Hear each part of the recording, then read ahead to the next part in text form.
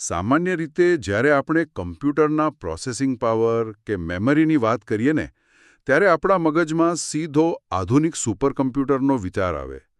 પણ ધારો કે કોઈ કમ્પ્યુટર બ્રાઉઝરમાં એકસાથે 100 ટેબ્સ ખોલી નાખવામાં આવે તો સિસ્ટમ પર શું અસર થાય? સિસ્ટમ ગમે તેટલી પાવરફુલ કેમ ન હોય, એનું પ્રોસેસર ધીમું પડી જ જાય. કદાચ સ્ક્રીન ચોંટી જાય અને સિસ્ટમ પૂરેપૂરી હેંગ પણ થઈ શકે. કારણ કે એક લિમિટ હોય છે. બિલકુલ, એક સાથે અલગ અલગ ડેટા પ્રોસેસ કરવાની એક ભૌતિક મર્યાદા હોય જ છે. સાચી વાત. પણ જો કોઈ એમ કહે કે આજથી એક સદી કરતાં પણ વધુ સમય પહેલા ભારતમાં એક એવું માનવીય મગજ અસ્તિત્વ ધરાવતું હતું જેણે બરાબર આવું જ કર્યું હતું. પોતાના મગજમાં એકસાથે 100 અલગ અલગ માહિતીના ટેબ્સ ખોલ્યા, એ પણ એકદમ ક્રમબદ્ધ રીતે, કોઈ પણ ભૂલ વિના, અને તે વ્યક્તિની માનસિક સિસ્ટમ જરાય હેંગ ન થઈ. અરે વાહ! અને આ બાબતની સૌથી મોટી અને આશ્ચર્યજનક કડી તો એ છે કે આવી અકલ્પનીય બૌદ્ધિક ક્ષમતા પ્રાપ્ત કર્યા પછી તે વ્યક્તિએ એ શક્તિનો એક ઘાસના તણખલાની જેમ ત્યાગ પણ કરી દીધો.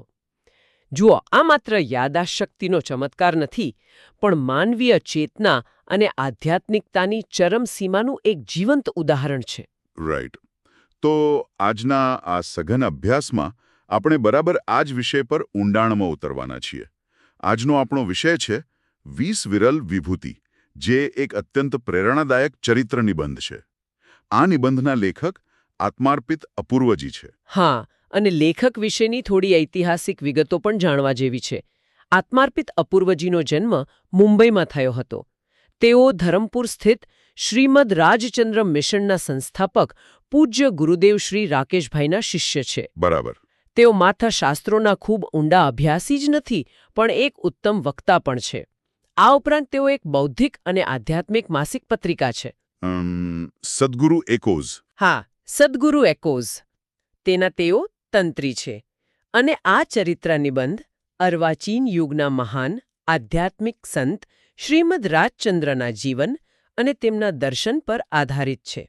અને આજના આપણા અસઘન અભ્યાસનું મુખ્ય મિશન એ સમજવાનું છે કે કેવી રીતે એક સામાન્ય દેખાતા બાળકમાં અસાધારણ સ્મરણશક્તિ, કરુણા અને અત્યંત ગહન જ્ઞાનનો સમન્વય થયો. મતલબ, એવું તે કેવું વ્યક્તિત્વ હશે જેણે માત્ર 33 વર્ષના ટૂંકા આયુષ્યમાં એક યુગ પ્રવર્તક તરીકેનું જીવન જીવી બતાવ્યું અને જે આગળ જતા ખુદ મહાત્મા ગાંધીજીના આધ્યાત્મિક માર્ગદર્શક બન્યા. ચોક્કસ. તો ચાલો આ બધું વિગતવાર સમજીએ. શૂન્યમાંથી આટલા મોટા સર્જનની શરૂઆત ક્યાંથી થઈ તે જાણવા માટે તેમના જન્મ અને બાળપણના તથ્યો તરફ નજર કરીએ. હા, ઇતિહાસમાં તારીખો અને નામો ખૂબ મહત્વ ધરાવે છે, ખાસ કરીને પરીક્ષાલક્ષી તથ્યો માટે. શ્રીમદ રાજચંદ્રનો જન્મ વિક્રમ સંવત 1924ની કાર્તિક પૂનમ એટલે કે દેવ દિવાળીના પવિત્ર દિવસે થયો હતો. જો આપણે આધુનિક કેલેન્ડર મુજબ તારીખ જોઈએ તો તે 9/11/1867 હતી. 9 નવેમ્બર 1867. અને જન્મસ્થળ? સૌરાષ્ટ્રનું વવાણિયા ગામ. તેમના પિતાનું નામ રવજીભાઈ અને માતાનું નામ દેવુબાઈ હતું. બરાબર. એક રસપ્રદ વાત એ છે કે જન્મ સમયે તેમનું નામ લક્ષ્મીનંદન પાડવામાં આવ્યું હતું. પરંતુ જ્યારે તેઓ 4 વર્ષની વયના થયા ત્યારે તે નામ બદલીને રાયચંદ રાખવામાં આવ્યું. અને મને એમના બાળપણની એક વાત બહુ જ આકર્ષક લાગી. એમને મળેલા બેવડા ધાર્મિક સંસ્કારો. રાયચંદના દાદા પંચાણભાઈ ચુસ્ત કૃષ્ણ ભક્ત હતા. એટલે પિતૃપક્ષ તરફથી તેમને હિન્દુ વૈષ્ણવ ધર્મના ગાઢ સંસ્કાર મળ્યા. બીજી બાજુ તેમના માતા દેવબાઈ જૈન હતા. એટલે માતૃપક્ષ તરફથી તેમને જૈન ધર્મના સંસ્કાર મળ્યા. હા, આ તો બહુ જ અનોખો સંગમ કહેવાય.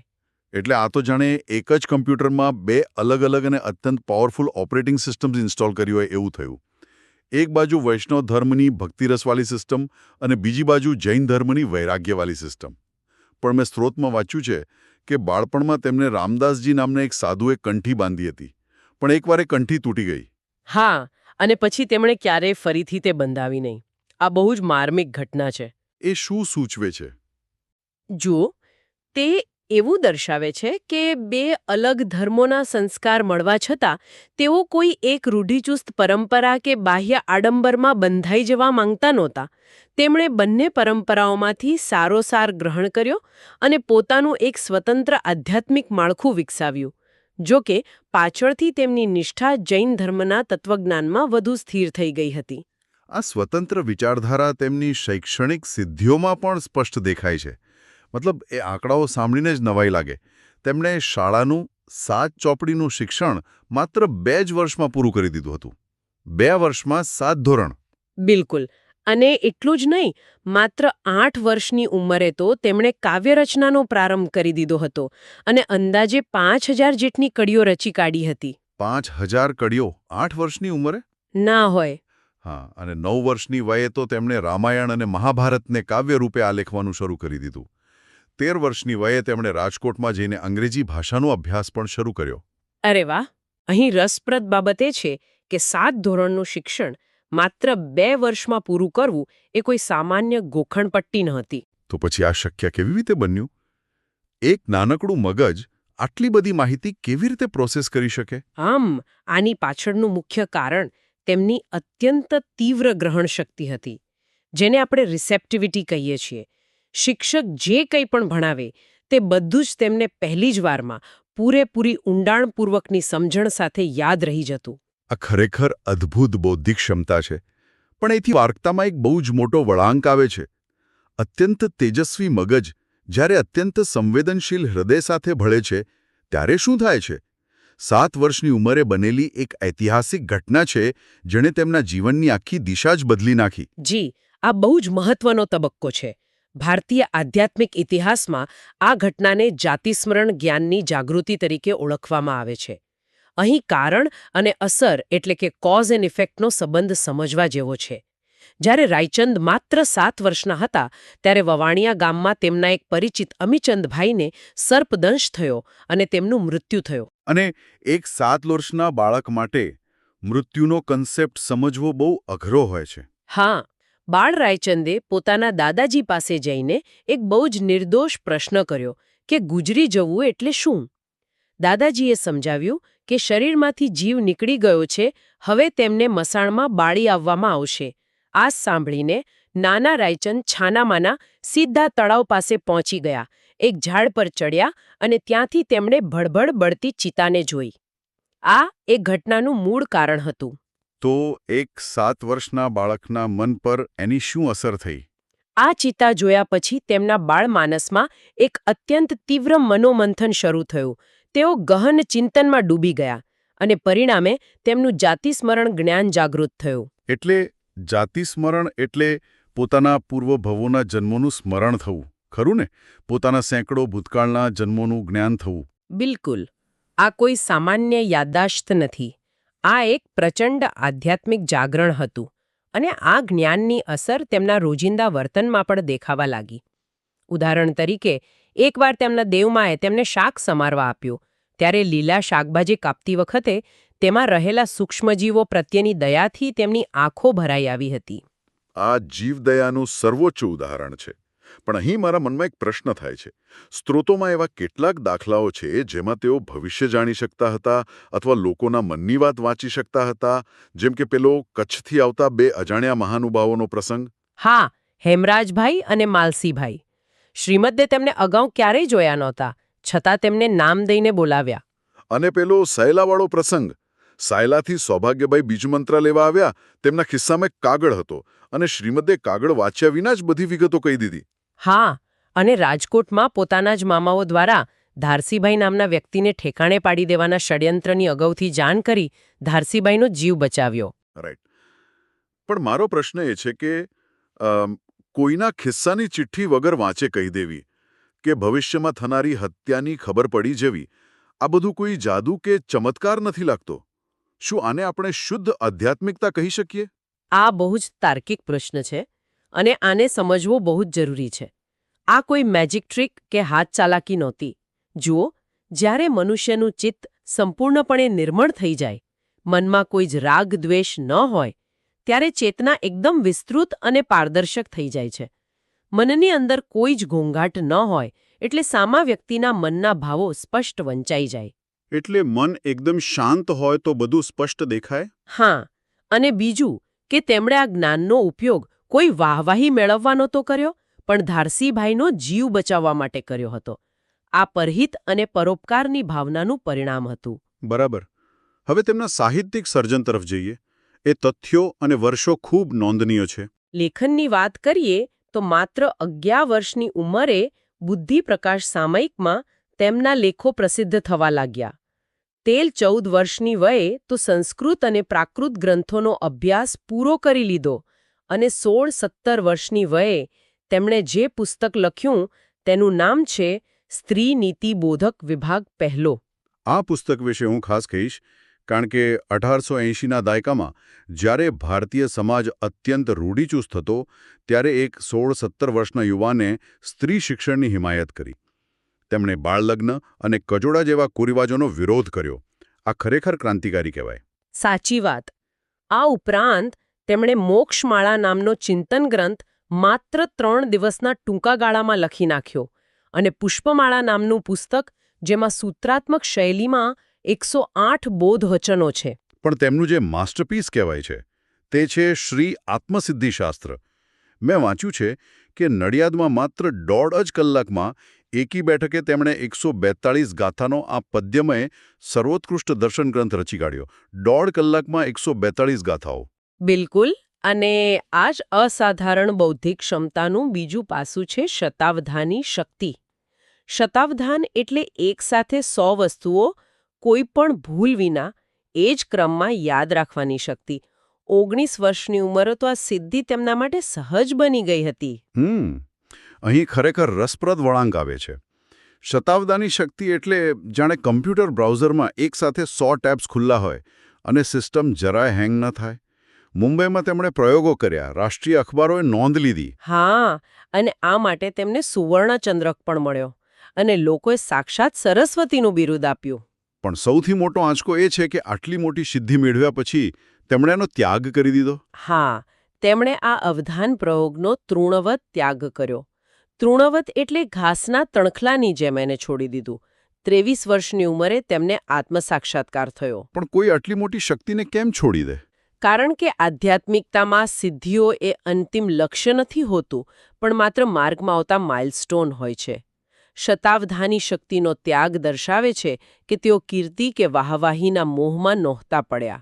આ જ સાચા સંતની નિશાની છે. બહુ જ સાચી વાત. હવે તેમના કૌટુંબિક અને વ્યાપારી જીવનની વાત કરીએ. સામાન્ય રીતે સંતો સંસાર છોડીને જંગલમાં જાય છે, પણ શ્રીમદ્દે ગૃહસ્થ અને વ્યાપારી જીવન વચ્ચે કેવી રીતે વૈરાગ્ય ટકાવી રાખ્યો?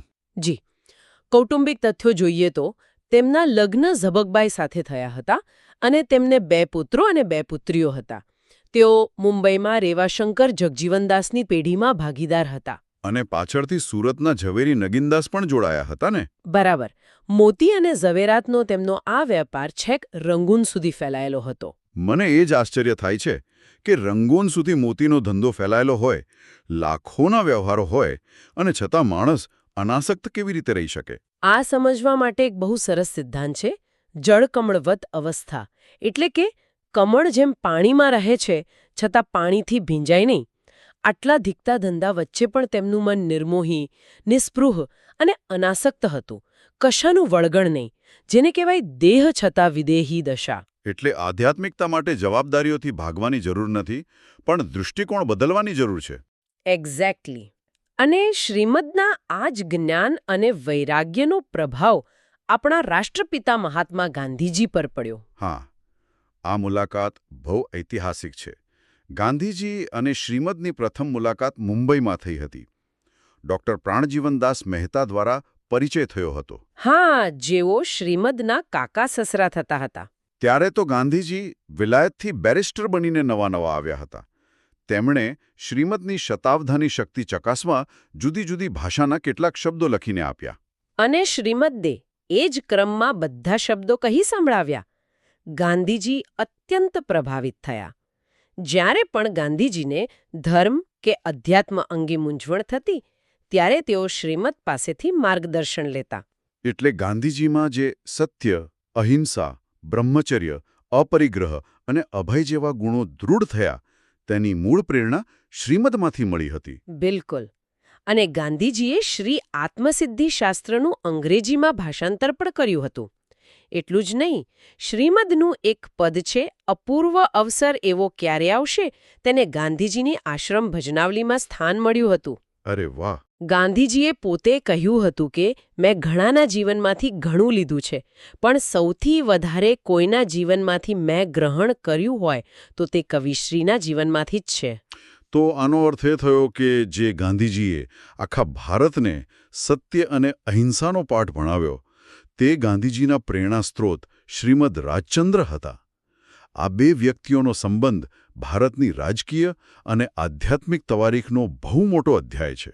સાચી વાત છે. હવે આટલું ગહન જ્ઞાન ધરાવતા સંત સામાન્ય માણસો કે નાના બાળકોને આ બધું કેવી રીતે સમજાવતા?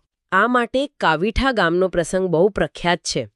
ખેડા જિલ્લાનું, જે હાલ આણંદમાં છે, તે કાવીઠા ગામ.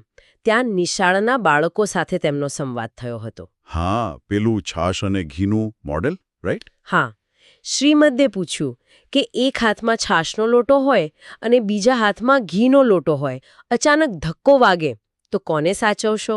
બાળકોએ તો સ્વાભાવિક રીતે જ કહ્યું કે ઘીનો લોટો, કારણ કે છાશ ઢોળાય તો ફરી મળે, પણ ઘી બહુ મૂલ્યવાન છે. બરાબર. ત્યારે શ્રીમદ્દે સમજાવ્યું કે આપણો આ દેહ એ છાશ જેવો છે અને આપણો આત્મા એ ઘી જેવો મૂલ્યવાન છે. પણ અત્યારે જીવની સમજણ અવળી છે. તે છાશ એટલે કે દેહને સાચવે છે અને ઘી એટલે કે આત્માને જતો કરે છે. નાના બાળકોને પણ શીરાની જેમ ગળે ઉતરી જાય તેવી આ સમજૂતી હતી. બહુ જ સુંદર ઉદાહરણ.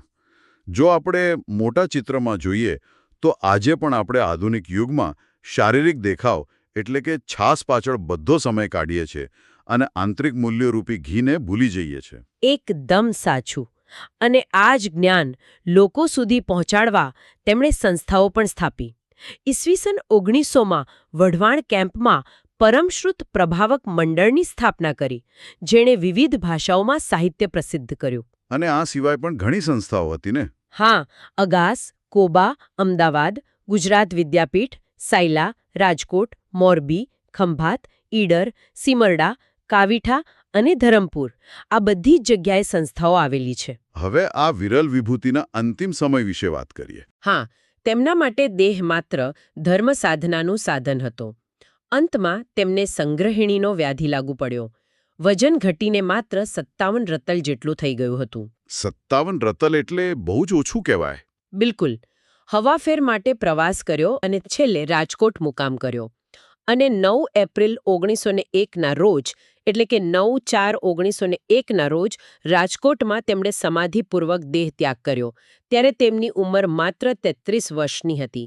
દેહ વિલય સમયે તેમના મુખ પર અનોખી શાંતિ હતી. એટલે આજના આ સઘન અભ્યાસમાં આપણે જોયું કે કેવી રીતે વવાણિયા ગામમાં જન્મેલા રાયચંદ પોતાની 33 વર્ષની ટૂંકી સફરમાં શતાવધાની સિદ્ધિ, શ્રી આત્મસિદ્ધિ શાસ્ત્ર જેવું સર્જન અને મહાત્મા ગાંધીજીના ઘડતર થકી અર્વાચીન યુગના એક મહાન જૈન સંત અને યુગ પ્રવર્તક બન્યા. હા, એમનું આખું જીવન જ એક મોટો સંદેશ છે. અને હવે સાંભળનારા મિત્રો માટે એક અંતિમ વિચાર મૂકી જવાની ઈચ્છા થાય છે. શ્રીમદ રાજચંદ્ર પાસે એક સાથે 100 વસ્તુઓ યાદ રાખવાની શક્તિ હતી, છતાં તેમણે એ શક્તિનો ક્યારે અહંકાર ન કર્યો અને અંતે તેનો ત્યાગ કર્યો. આજના આ માહિતીના અતિરેકવાળા યુગમાં જ્યાં આપણે નાની નાની માહિતીઓ યાદ રાખવા ગેજેટ્સ પર નિર્ભર છીએ, ત્યાં શું આપણે યાદ રાખવાની ક્ષમતા વધારવા કરતાં શું ભૂલી જવું જોઈએ, જેમ કે કોઈના પ્રત્યેનો રાગ કે દ્વેષ, તેના પર વધુ ધ્યાન કેન્દ્રિત ન કરવું જોઈએ? બહુ જ ગહન વિચાર છે આ. તો તમારા જીવનનો ઘીનો લોટો કયો છે તે ચોક્કસ શોધી કાઢજો. ચાલો, ફરી મળીશું આવા જ એક નવા વિષય સાથે. ત્યાં સુધી વિચારતા રહો.